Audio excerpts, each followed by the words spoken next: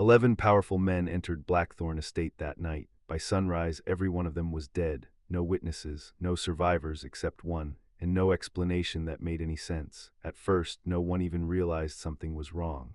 The estate sat quietly under the pale morning light, its white stone walls glowing against the endless stretch of sugarcane fields.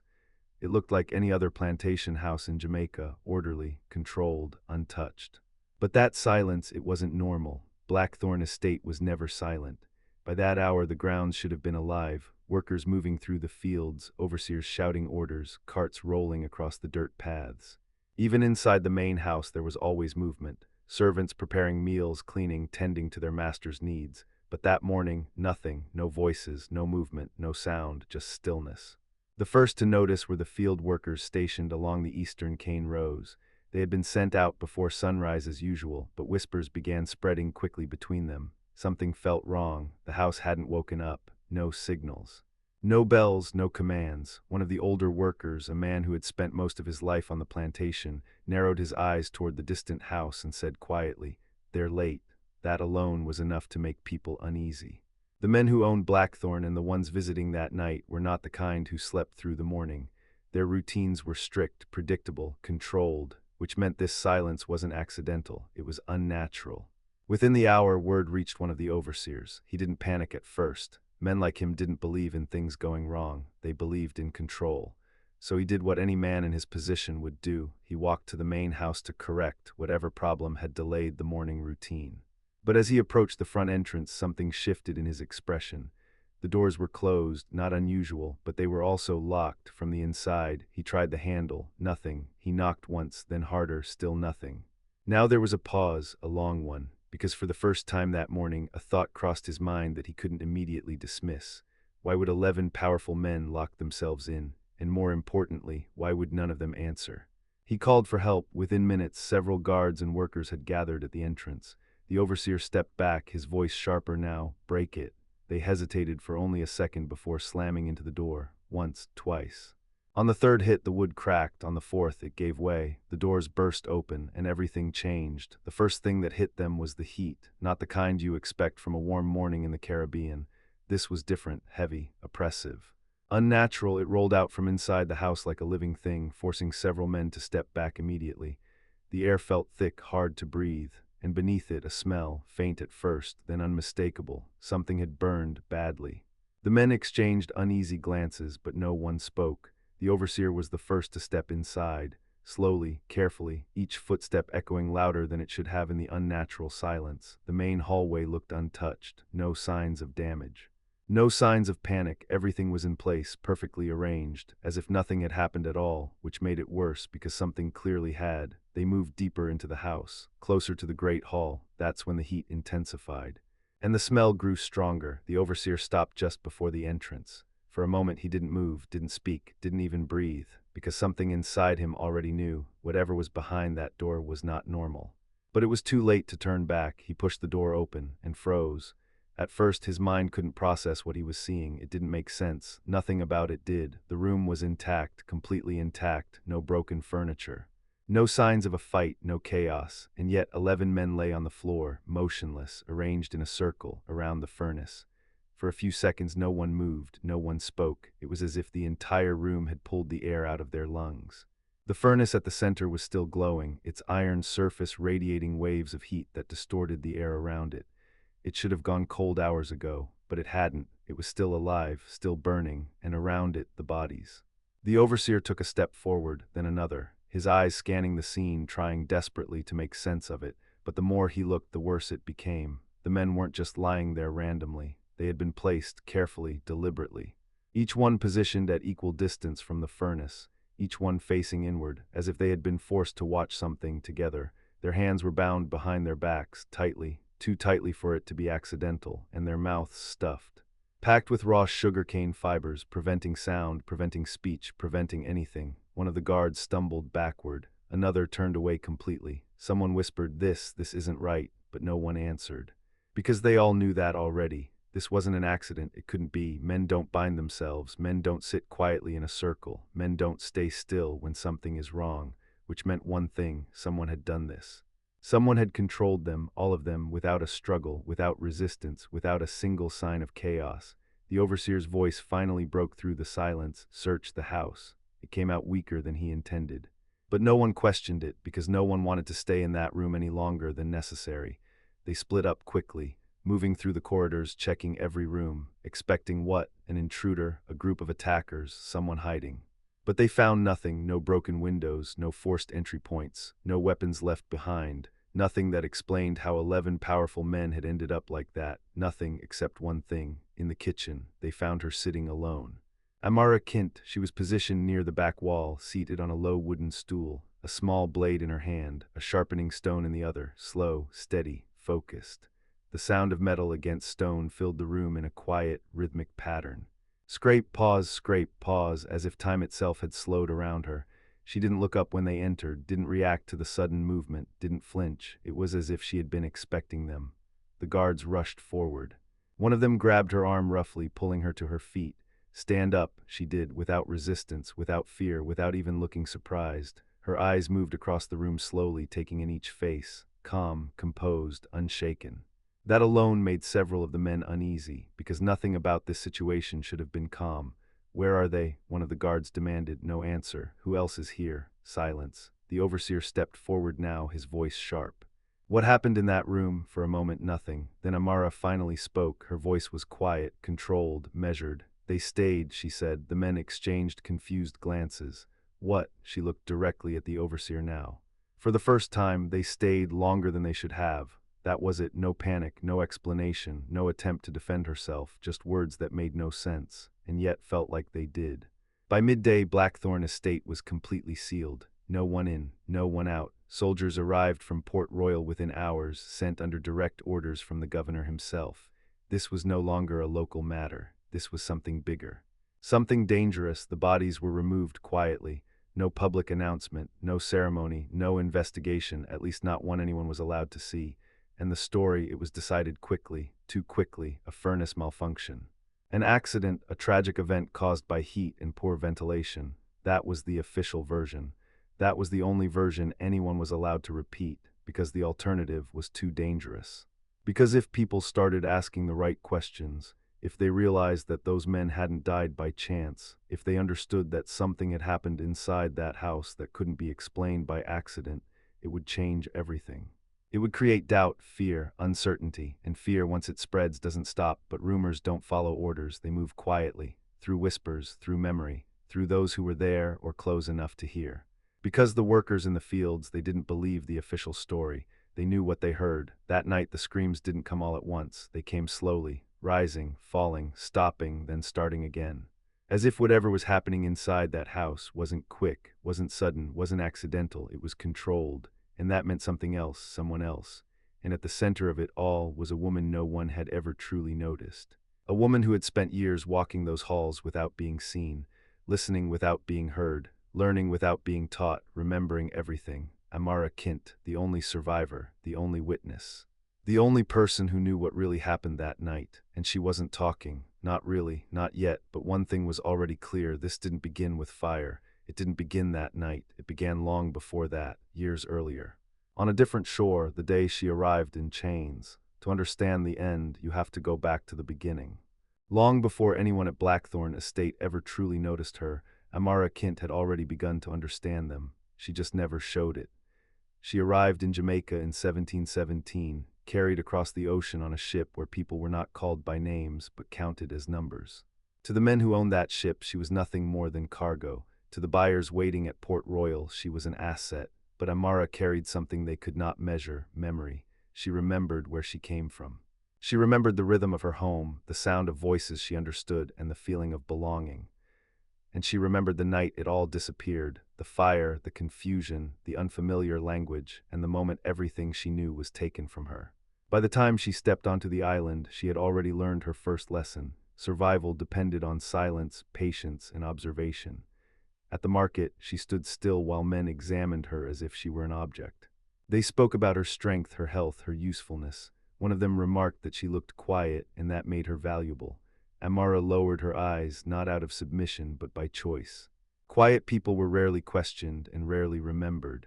She was eventually purchased for Blackthorn Estate, a plantation known for discipline and order.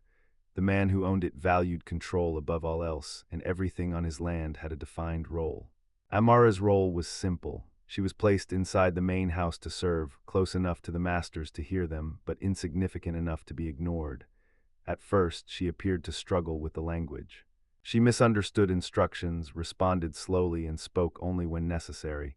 It made her seem harmless, unimportant, easy to overlook, but while they dismissed her, she was listening. She paid attention to everything. The way they spoke when they were relaxed, the way their tone changed when they were angry, the names they mentioned, the decisions they discussed. Over time, the language became clear to her, and what once sounded like noise turned into meaning. Blackthorn Estate was more than a plantation. It was a place where powerful men gathered regularly. They came not just to discuss crops or trade, but to make decisions that extended far beyond the land itself.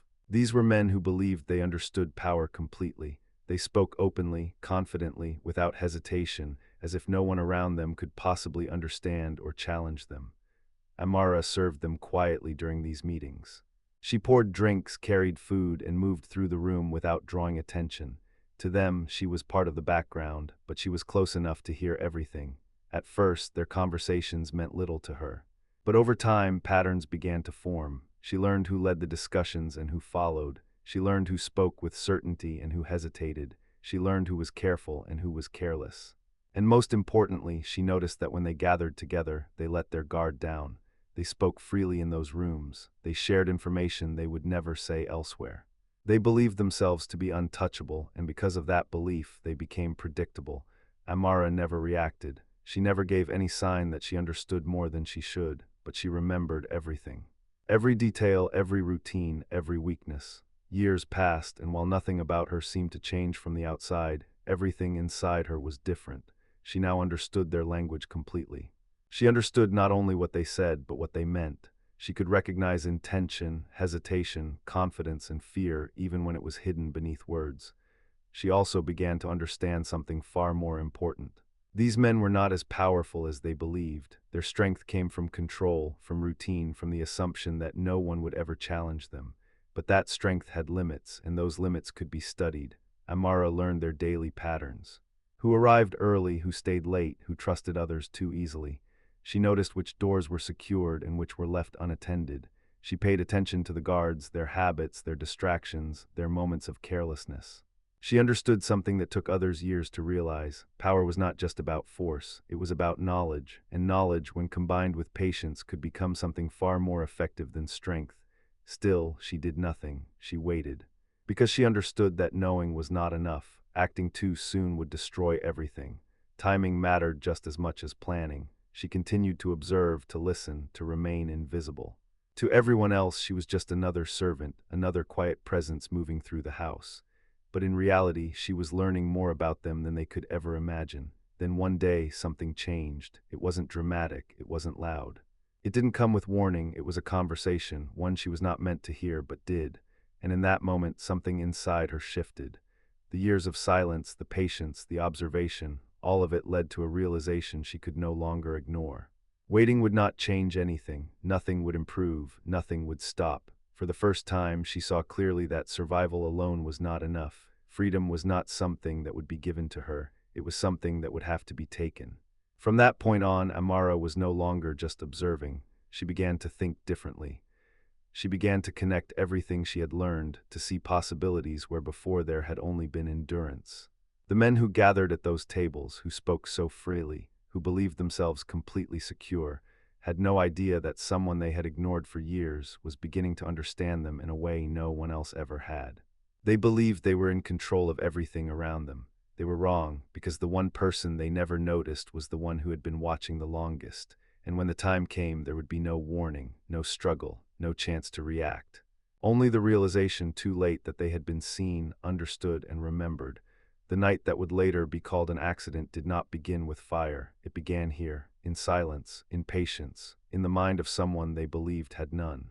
Amara Kint was no longer just a servant. She was becoming something far more dangerous, someone who understood how power truly worked, and soon, the men who believed they held it would learn what that meant. For years, Amara Kint had watched, listened, and learned.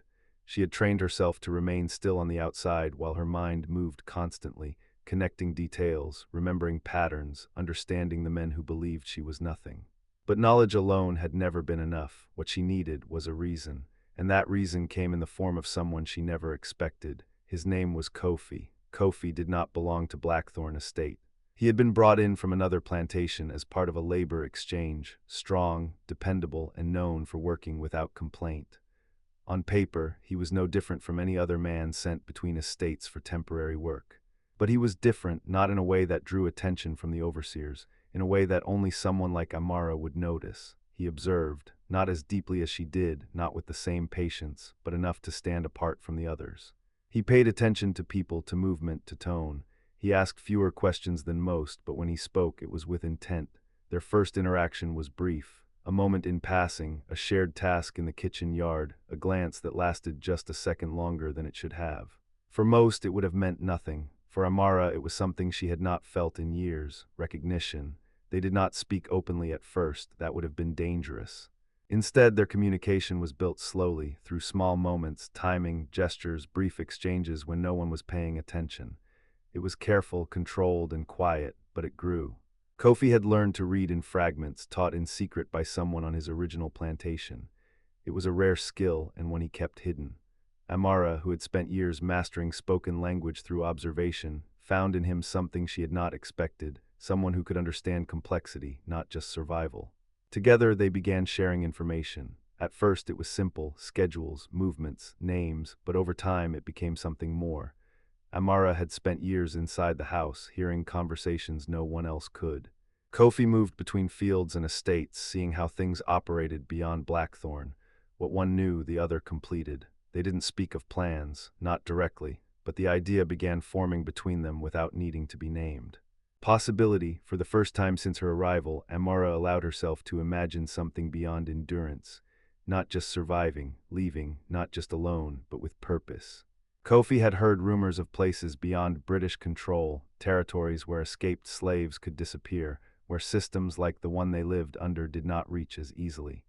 He didn't claim certainty, but he believed it was possible. And for the first time in years, Amara didn't dismiss the idea, because she now understood enough to see where the system was strong and where it wasn't. But hope, like everything else in her life, came with a cost, and it never lasted. The decision was made during one of the private meetings at Blackthorn Estate. Amara wasn't meant to hear it, but she did. She was moving quietly through the dining room, clearing dishes, refilling glasses, present but unseen. The men were relaxed, comfortable, speaking openly. One of them mentioned a need for stronger labor on a neighboring plantation.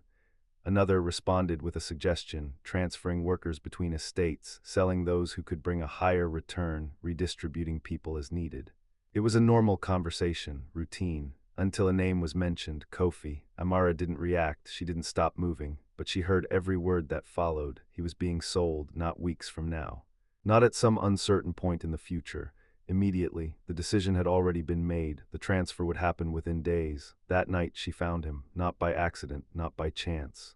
They had already developed ways to meet without drawing attention, quiet paths, moments between shifts, places where sound carried just enough to mask their voices. She told him what she heard. For a long moment, he said nothing. Then he spoke the only option that made sense. They should leave, immediately, no waiting, no planning, no risk, just go. He had contacts, uncertain but real enough to try. There were routes, paths through the terrain, places where patrols were weaker. It wouldn't be safe, but it would be possible. For most people, that would have been enough, a chance at freedom, a way out, but Amara didn't agree. Not because she didn't want freedom, but because she understood something Kofi didn't yet fully see. Leaving would save them, but it would change nothing. The men inside Blackthorn Estate would continue exactly as they had before. The system would continue, the suffering would continue. New names would replace theirs in the same conversations. Nothing would stop, nothing would change. She had spent years watching those men, listening to them, understanding them. She knew how they thought. She knew how they operated, and most importantly, she knew where they were vulnerable. Kofi argued, quietly but firmly. He told her this wasn't something one person could fight. That the system was too large, too controlled, too deeply rooted. He wasn't afraid of leaving. He was afraid of what would happen if they stayed, because staying meant risk beyond survival. It meant confronting something no one had ever successfully challenged from within, but Amara had already made her decision. Not in that moment, long before it. This was simply the moment she accepted it. She told him something he wouldn't forget. If we leave, they remain what they are. If we stay, they may learn something they have never known. Kofi understood what she meant, and it unsettled him, because this was no longer about escape. It was about something else entirely, something far more dangerous. They spent the next few days speaking in fragments, not openly, not directly, but enough to shape what was coming. Kofi agreed to help. Not because he believed it would succeed, but because he understood that Amara would not turn back. The timeline was short, too short for mistakes, too short for hesitation. Kofi's transfer was approaching quickly. Once he was gone, whatever they were building would collapse. This was their only chance. For the first time in years, Amara shifted from observation to action. Everything she had learned began to take form. The routines, the habits, the patterns. The weaknesses, all of it connected. She understood the structure of the house, the movement of people, the timing of meetings. She knew when the men would gather, where they would sit, how long they would stay, what they would consume, what they would ignore. She also understood something else. They trusted their environment completely. They believed they were safe, untouchable, in control. That belief would be the foundation of everything. Kofi handled what Amara could not, movement outside the house. Access to tools, small adjustments that would go unnoticed, nothing obvious, nothing immediate, everything gradual. To anyone watching, nothing had changed. The estate continued as it always had. The men gathered, the routines continued. The system remained intact, but beneath that surface, something had shifted. Amara was no longer just watching, she was preparing. And the men who sat comfortably in those rooms, speaking freely, making decisions without consequence, had no idea that one of those decisions had set everything in motion. The night that would later be called an accident was approaching, quietly, inevitably, because once the breaking point is reached, there is no returning to what existed before, and for Amara Kint, that point had already passed. By the time the final meeting was announced, everything was already in place. To the men of Blackthorn Estate, it was just another gathering. Another evening of discussion, decisions, and quiet confidence in the control they believed they held over everything around them. They arrived as they always did, unhurried, assured, and completely unaware that this night would not follow the pattern of the others. Amara moved through the house exactly as she always had. Nothing about her behavior changed. She prepared the room, arranged the table, and ensured that everything appeared normal. Every detail matched what they expected, because expectation was the very thing she intended to use against them. Kofi remained in the background, careful and precise. His role was not visible, and that was exactly how it needed to be. Any sudden change, any unusual movement would raise questions. So everything was done slowly in pieces over time. By the time the night arrived, there was nothing left to prepare.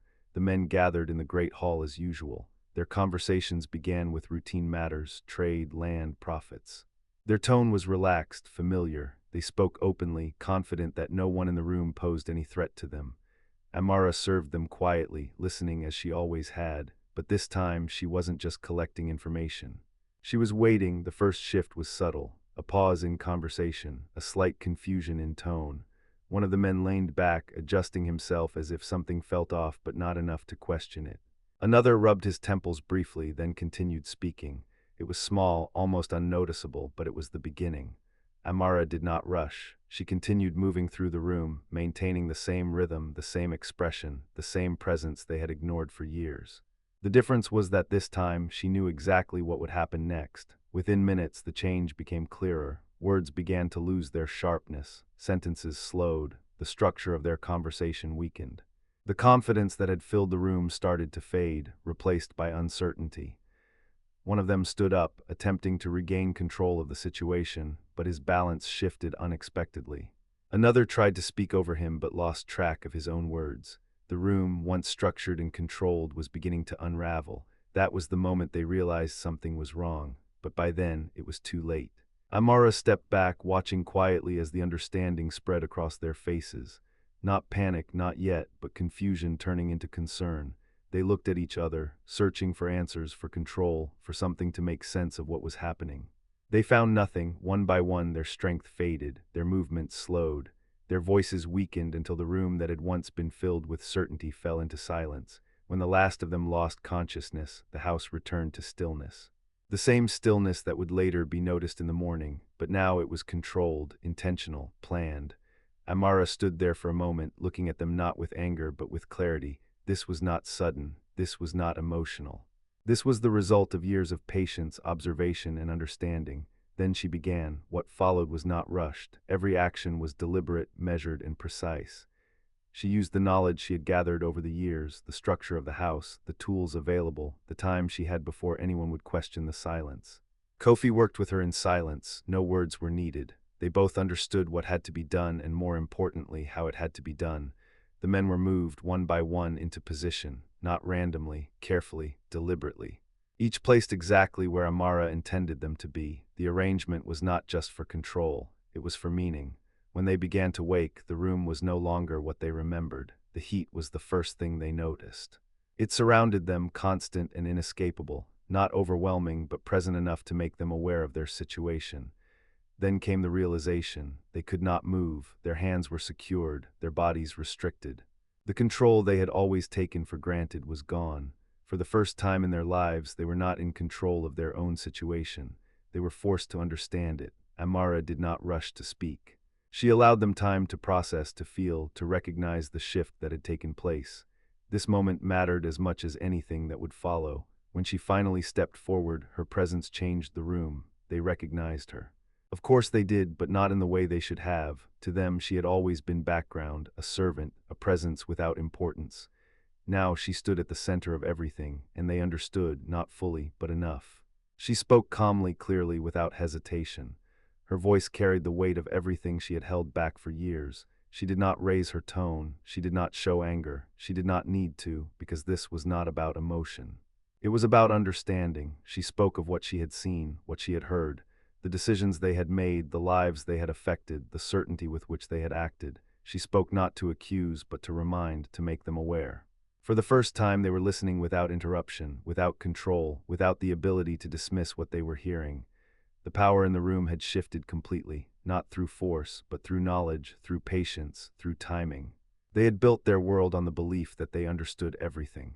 Now they were being shown that they did not. The realization was slow but undeniable, and in that realization something changed, not just in them, but in what this moment represented, because this was no longer just an act, it was a message, a demonstration, a reversal of everything they believed to be permanent.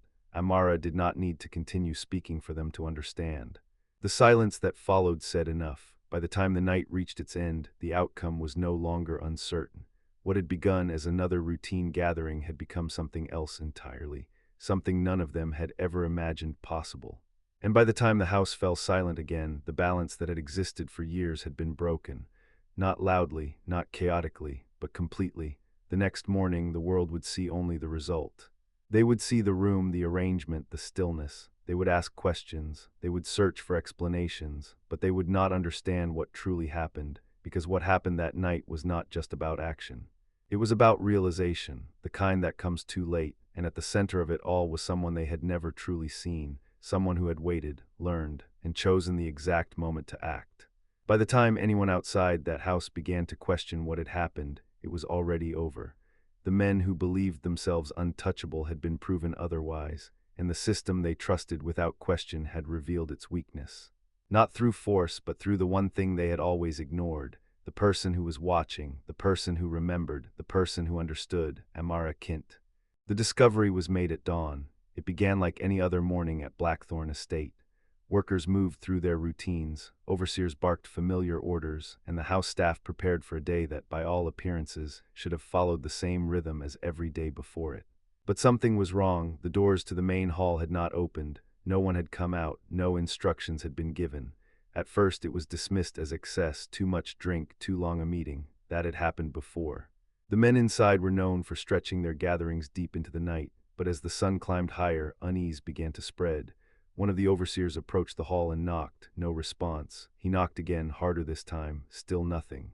What began as curiosity turned into concern, and concern quickly turned into something else. Fear. When the doors were finally forced open, the room inside did not make sense. Everything was in place, yet everything felt wrong. The air was heavy still, as if the room itself had been holding its breath. The table remained set, chairs positioned as they had been the night before. Nothing appeared disturbed in the way one would expect from chaos, and yet the men were there. motionless, unresponsive, arranged in a way that no one could immediately explain. For a long moment, no one spoke, because no one understood what they were seeing. These were not ordinary men. They were the ones who gave orders, who made decisions, who shaped everything around them. To see them like this, silent, powerless, created a kind of shock that no one present could immediately process. Someone stepped forward. Another followed, voices began to rise, questions layered over each other, but none of them had answers. There were no signs of struggle, no evidence of intrusion, no clear explanation. Only the undeniable truth that something had happened inside that room, something that should not have been possible. Amara Kint was found in the kitchen. She was sitting calmly at the table, her posture relaxed, her expression unchanged. In her hands was a knife which she sharpened with slow, steady movements, back and forth, as if nothing unusual had occurred. When they approached her, she did not react with fear. She did not attempt to run. She did not plead. She simply looked at them, and in that look there was something they could not understand, not defiance, not madness, something else, something quieter, something certain. When questioned, she did not offer explanations. She did not deny anything. She spoke only once. Her voice was steady, her words simple. Some things take time, that was all. The response from the authorities was immediate. Riders were sent out. Messages carried across plantations, reaching families, officials, and anyone connected to the men who had been found that morning. Within days, the entire region knew that something had happened at Blackthorn Estate, but no one knew what, and that uncertainty spread faster than any confirmed story, because fear grows best in the absence of answers. The officials who arrived were not prepared for what they encountered. They examined the room, they questioned the staff, they searched for signs, for evidence, for anything that could explain how such an event had taken place. But the more they looked, the less they understood. There was no clear cause, no obvious method, no explanation that fit within the rules they believed governed their world, and that was the most unsettling part. Because if this could happen once, it could happen again. A decision was made quickly. The truth would not be shared. The details would not be recorded openly.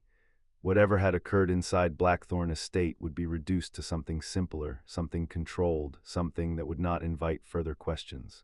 The official report described it as an unfortunate incident, an accident, a tragedy without deeper meaning, but the people who had seen the room knew better, and more importantly, they felt it.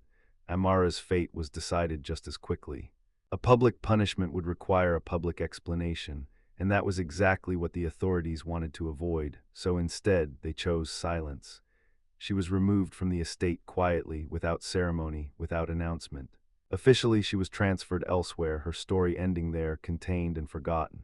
At least that was the intention, but stories do not disappear so easily, not the ones that matter. The people who had lived and worked at Blackthorn Estate carried something with them after that day, not just memory, understanding.